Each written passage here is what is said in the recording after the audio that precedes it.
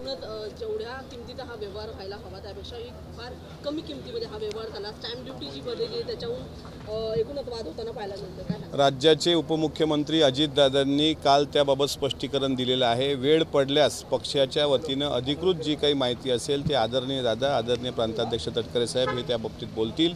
आज आमच्या जिल्ह्याचा आढावा होता, त्या निमित्तानं मी या ठिकाणी आलो होतो. तुर्तास त्या प्रकरणाबद्दल मला असं वाटतं दादा सगळेच नेते या विषयावर बोलण्यासाठी टाळाटाळ करतायत का? नाही, जोपर्यंत आपल्याकडे काही पक्की माहिती आहे तर विरोधकांची भूमिका करत असतात. आता जे कधी उठले नाहीत ते अण्णा हजारे साहेबांनी पण काल उठून एकदम संस्कारच काढलेत. आता ठीक आहे, लोकशाहीमध्ये प्रत्येकाला बोलण्याचा अधिकार आहे, पण अजितदादांनी त्याबाबत भूमिका स्पष्ट केली असताना मला असं वाटते आम्ही न बोललेलं बरं. 2 दिवस झालं हे प्रकरण समोर आलेलं आहे.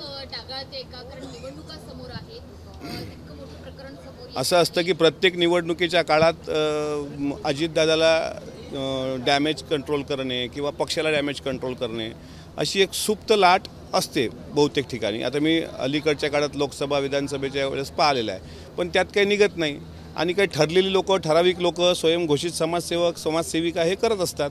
त्यामुळे हे काही राष्ट्रवादीला नवीन नाही, पण त्याबाबत अधिक योग्य भूमिका ही आदरणीय दादाच मांडतात. आपण पाहिलं असेल तर संग्राम जगताप यांच्यावर देखील जैन मुनींनी आरोप केलाय की, आणि आता हे पार्थ पवार यांचे दोन्ही प्रकरण आता बघताय ते एकंदरीत राष्ट्रवादी पक्षाला कुठेतरी याचा डॅमेज होतोय. राष्ट्रवादी काँग्रेस पक्षावर आरोपांची मालिका आजची नाही आहे. निवडणुका आल्या की हे आरोप होत असतात आणि मग या उगवणाऱ्या ज्या छत्र्या असतात त्या शांत दिसतात.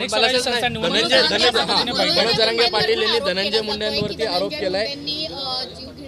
नाही, मी त्यांचा आरोप ऐकलेला नाही आणि ज्याबद्दल मी ऐकलेलं नाही त्याबद्दल मला बोलणं योग्य वाटत नाही.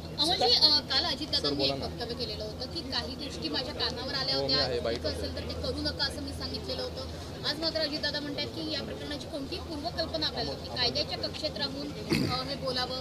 पार्थ पवारांशी देखील काही बोलणं झालं नाही असं अजितदादांचं म्हणणं आहे. त्या बाबतीत अजितदादाच अधिक सांगतील, मी त्या बाबतीत बोलणार नाही. स्थानिक स्वराज्य संस्था निवडणुकीसाठी कशा पद्धतीने कार्यकर्त्यांना जो आहे मार्गदर्शन जे आहे ते अजित पवारांनी दिलेलं आता येणाऱ्या स्थानिक स्वराज्य संस्थेमध्ये त्या जिल्ह्यातल्या लोकांना विश्वासात घेऊन मग आता महायुती म्हणून एकत्र लढायचं की स्वतंत्र लढायचं की काय केलं पाहिजे. तर आम्ही आमचे प्लॅन सांगितले की आमचा प्रयत्न आहे महायुती म्हणून एकत्र लढणं. पण महाविकास आघाडींच्या अनेक नेत्यांकडून असा प्रस्ताव येतोय की भारतीय जनता पार्टी वगळता आम्ही इतर लोकांची गठबंधन करण्यात तयार आहोत. त्या बाबतीत आमची भूमिका ठरलेली आहे की महायुतीमध्ये एकनाथ साहेबांची शिवसेना, आमचा राष्ट्रवादी काँग्रेस पक्ष आणि भारतीय जनता पार्टी हे तिघं मिळूनच एकत्र निवडणुका लढू.